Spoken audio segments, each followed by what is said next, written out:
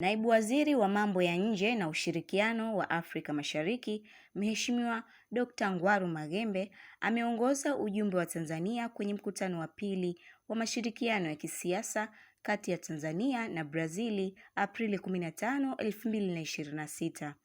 Ujumbe wa Brazili katika mkutano huo uliongozwa na Naibu Waziri wa Mambo ya Nje, Mheshimiwa Balozi Sobrali Duete.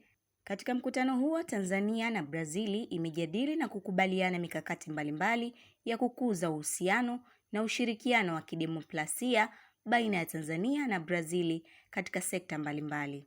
Baadhi ya sekta hizo ni pamoja na umuhimu wa viongozi wa nchi hizi mbili kuendelea kutembeleana na kubadilishana mawazo kuhusu masuala mbalimbali ya ushirikiano ya uwili na kimataifa. Kukuza ushirikiano katika sekta ya elimu na mafunzo ambapo Brazili itaendelea kutoa ufadhili wa masomo kwa wanafunzi kutoka Tanzania.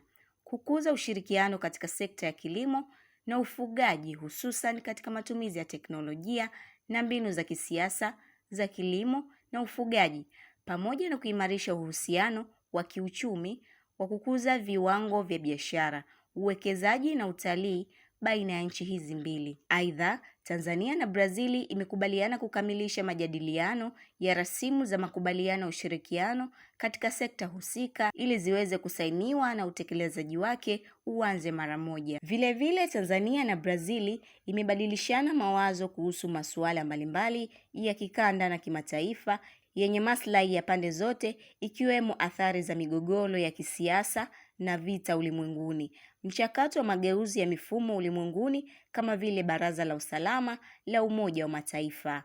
Aisha Chaz, Tifu TV.